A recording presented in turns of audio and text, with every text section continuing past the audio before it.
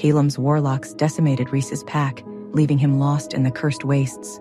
They hold his pack captive, planning to use his suffering for a dark ritual. Reece is haunted by visions, his hope fading. What is the warlock's true goal? Can Reece escape their trap? Reece ran, his breath ragged, his legs burning. The figure in the mist was gone, swallowed by the cursed land before he could reach it. His heart pounded in his chest. Was it real?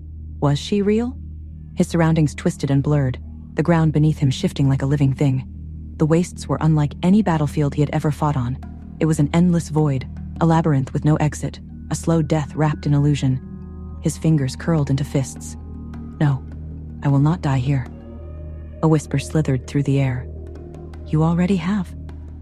Reece whirled around, claws bared, but there was nothing. Only the wind, carrying laughter that wasn't his own. Then, the ground gave way beneath him.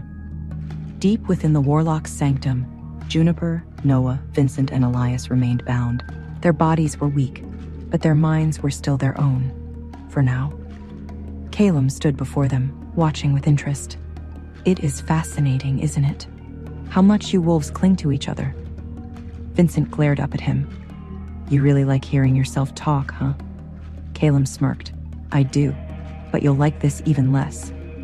With a flick of his wrist, a wall of shadow lifted, revealing something behind it. Something none of them had expected. A massive stone slab, covered in warlock runes, pulsing with deep crimson light. And trapped inside, encased in swirling magic, was a figure. A woman. Juniper gasped. Trinity? The magic around the figure cracked like lightning, but the face inside the stone was still. Frozen, sleeping. Calum's eyes gleamed. She is ours now. Reece hit the ground hard, the fall knocking the breath from his lungs. He lay there for a moment, his head spinning, his body refusing to move. Then he heard it.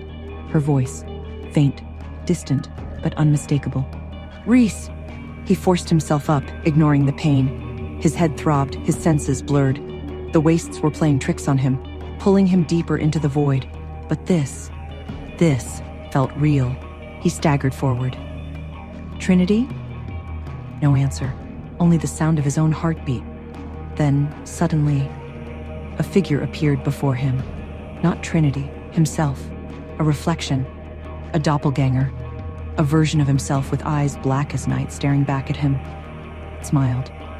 And then it attacked. Reece barely managed to block the first strike, his claws colliding with his other selves in a blur of motion. The impact sent a jolt through his body. This thing, it wasn't just a shadow. It was him. Every movement, every instinct matched his own. Every attack he threw was met with equal force. It was like fighting a mirror.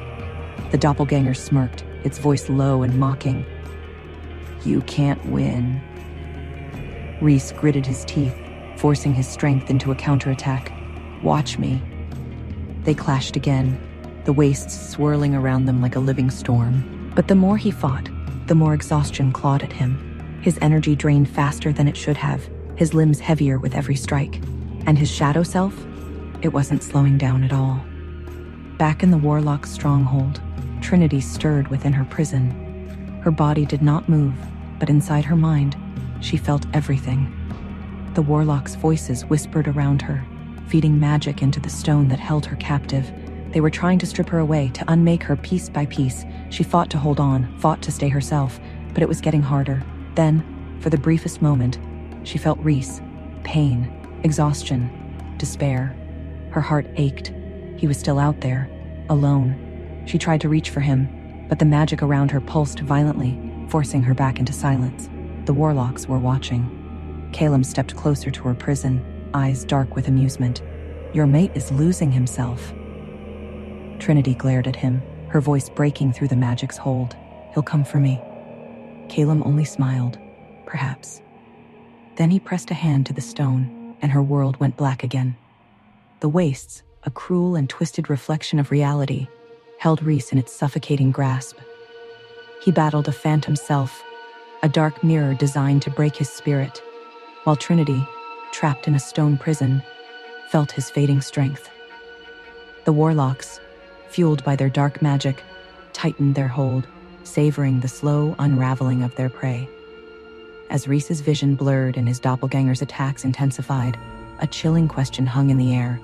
Could he overcome a foe that was his perfect equal, a reflection of his own darkest potential? And with Trinity's life tethered to his, would his failure mean her ultimate demise? Meanwhile, within the warlock's sanctum, Calum's words echoed. Perhaps. A word laced with doubt, a subtle hint that even he wasn't entirely certain of the outcome. But what were the true limits of the warlock's power? And what unforeseen forces might yet intervene, turning the tide of this desperate struggle? Hey, I am Trinity. Want to know what happens next? Then click the link in the description below and download the Pocket FM app and listen to the exciting episodes of Chosen by Fate, Rejected by the Alpha,